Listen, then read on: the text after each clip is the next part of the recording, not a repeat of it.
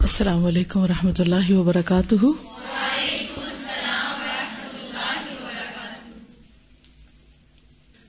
کبھی میں اپنے والد کی کتابیں خود اکیلے ساری نکالتی، دھوپ لگاتی، صاف کرتی، واپس رکھتی، ان کو کور چڑھاتی، ان کے نام لکھتی، ان کی مرمت کرتی، اور اب تھوڑی سی بھی اٹھانی ہے تو میں اٹھا نہیں پاتی۔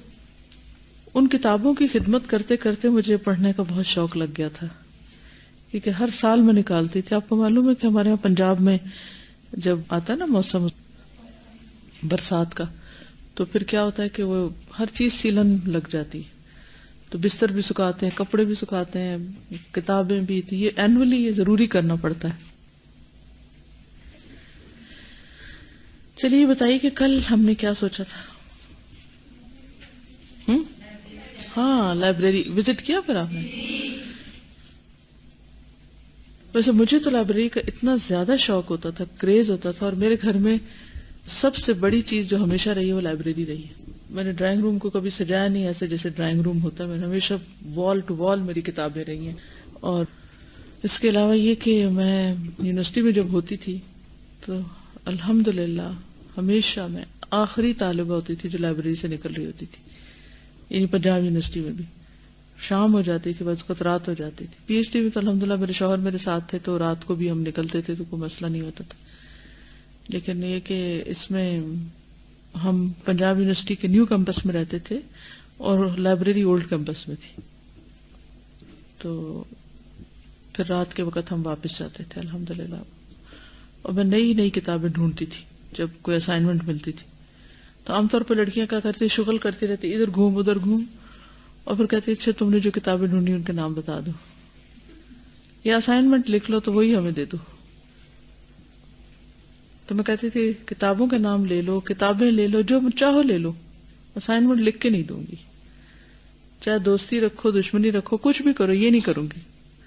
تو الحمدللہ اس صاف گوئی نے فائدہ بہت دیا، کیونکہ یہ دشمنی ہے نا، یہ دوستی تھوڑی ہے کہ آپ کسی کو چیٹنگ کرائیں۔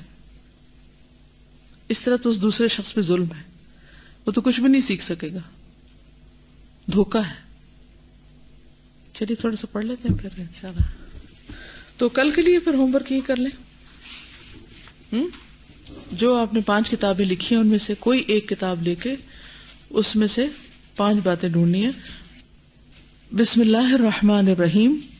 اسٹیٹس کوئزم، پیغمبر اسلام صلی اللہ علیہ وسلم کی سنتوں میں سے ایک سنت ہے اسٹیٹس کو پر راضی ہونا، یعنی نزاعی معاملات میں، یعنی جس میں باہمی ایک دوسرے کے ساتھ کھینچا تانی ہوتی ہے، حالت موجودہ کو مان لینا، یعنی پریزنٹ سچویشن جو ہے اس کو قبول کر لینا، حالت موجودہ پر راضی رہتے ہوئے اپنے عمل کی منصوبہ بندی کرنا، یعنی پلان کرنا اس وقت۔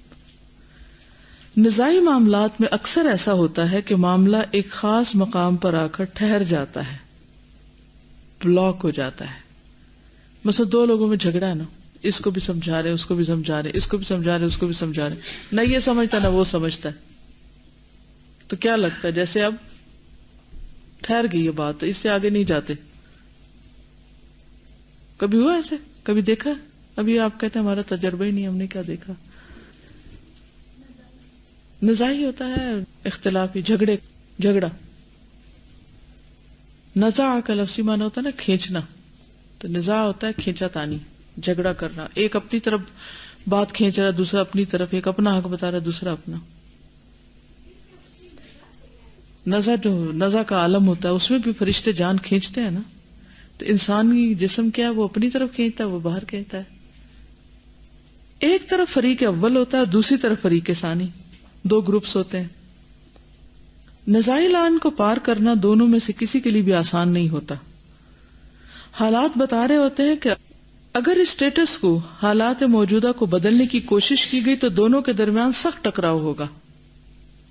آپ نے دیکھا ہوگا کہ جیسے کوئی گاڑیوں کا ایکسیڈنٹ ہوتا ہے، 2 ڈرائیور لڑنے لگتے ہیں، پہلے باتیں کرتے ہیں، یعنی جھگڑا کرتے ہیں، نزاع ہوتا ہے جھگڑا کرتے ہیں، پھر اس کے بعد وہ اس کو ادھر سے وہ چھڑاتا ہے ادھر سے وہ چھڑاتا ہے، لیکن کوئی بھی سننے کو تیار نہیں ہوتا، تو پھر کیا ہوتا ہے، مارنے لگ جاتے ہیں ایک دوسرے کو، اور اس کے نتیجے میں شدید تر برائی سامنے آ جائے گی۔ ایسی حالت میں دانش مندی کا تقاضا یہ ہوتا ہے کہ مقام نزاع پر یعنی جھگڑے کی جگہ پر جو صورت عملاً بن گئی ہے اس کو ویسا کا ویسا باقی رکھا جائے اور اپنی کوششوں کو دوسرے مقامات عمل کی طرف موڑ دیا جائے، یعنی تھوڑی دیر کے لیے اس کو ویسے چھوڑ دے۔ رسول اللہ صلی اللہ علیہ وسلم نے حدیبیہ کے موقع پر جب عمرہ کی ادائیگی پر اصرار نہیں کیا اور وہیں سے مدینہ لوٹ آئے تو یہ وقتی طور پر اسٹیٹس کو مان لینے کا واقعہ تھا۔ بعض دوسرے واقعات ایسے ہیں جن سے معلوم ہوتا ہے کہ آپ مستقل طور پر اسٹیٹس کو پر راضی ہو گئے تھے۔ اس کی نمایاں مثال کعبہ کو بنائے مشرکین پر باقی رکھنا، بنائے مشرکین یعنی ان کی بنیادوں پر، فاؤنڈیشن پر، اور اس کو دوبارہ بنائے ابراہیم پر تعمیر نہ کرنا ہے۔ یہ طریقہ نزاعی معاملات میں بے حد اہمیت رکھتا ہے۔ اس کی وجہ سے یہ ممکن ہو جاتا ہے کہ آدمی کی طاقت کا ہر جز صرف تعمیری کام میں خرچ ہو۔ ایک آدمی اپنی سواری دوڑاتا ہوا ایک ایسے مقام پر پہنچے جہاں سڑک بند ہو تو وہ بند سڑک سے نہیں ٹکراتا بلکہ اپنی سواری کو موڑ کر دوسرے راستے سے اپنی منزل کی طرف روانہ ہو جاتا ہے۔ اسی حکمت کا نام اسٹیٹس کوئزم ہے۔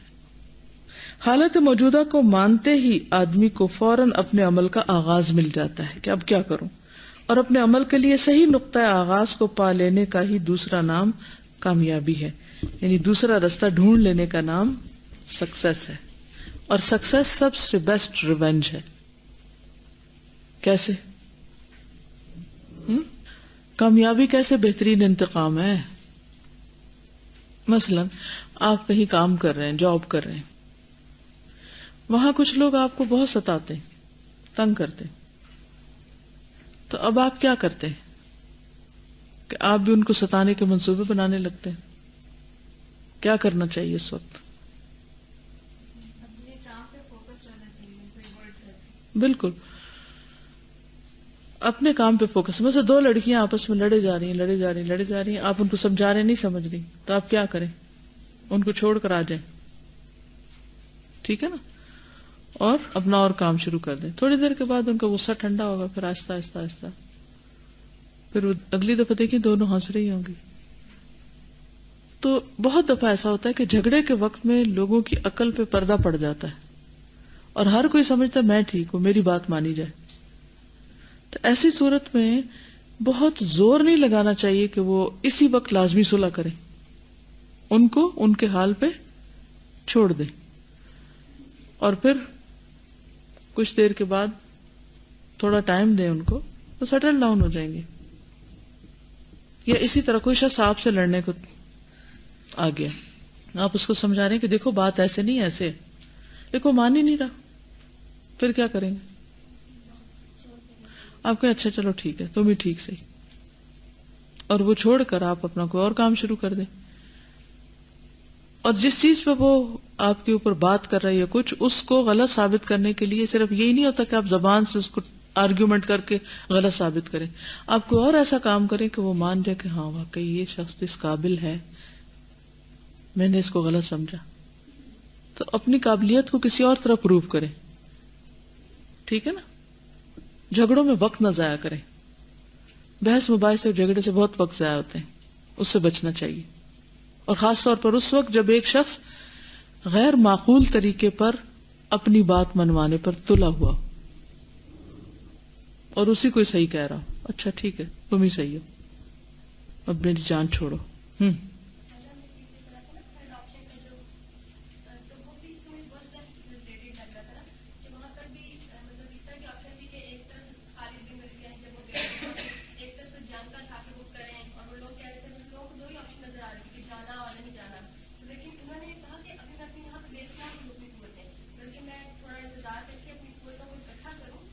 اور پھر دوبارہ مقابلے کے ساتھ پھر سامنے، بالکل تبھی کامیابی ہوتی ہے، ٹھیک ہے۔ چلیے، ایسا کیا ہوتا ہے کہ ہم کو کوئی بھی پرابلم ہو نا، تو کلاس میں یا کوئی بھی ہماری کلاس ہو نا ادھر، تو پورا سولوشن آ جاتا ہے سامنے، الحمدللہ۔ اس لیے کہ آپ اس وقت بے حد قربانی کے ساتھ بیٹھے ہوتے ہیں، اپنی نیند قربان کر کے، اور دن کے آخری حصے میں تھکے ہوئے، تو ایک حقیقت ہے، اور علم کا فائدہ یہی ہوتا ہے، انسان جو سیکھتا جاتا ہے نا تو اللہ تعالیٰ اس کو بہت رستے دکھاتا ہے۔ وَالَّذِينَ جَاهَدُوا فِينَا لَنَهْدِيَنَّهُمْ سُبُلَنَا، وَإِنَّ اللَّهَ لَمَعَ الْمُحْسِنِينَ، اللہ محسنین کے ساتھ ہوتا ہے، اس کی مدد ساتھ ہوتی ہے اس کی. چلیے ٹھیک ہے، اوکے. سبحانک اللہم وبحمدک نشہد ان لا الہ الا انت نستغفرک ونتوب الیک. السلام علیکم ورحمۃ اللہ وبرکاتہ.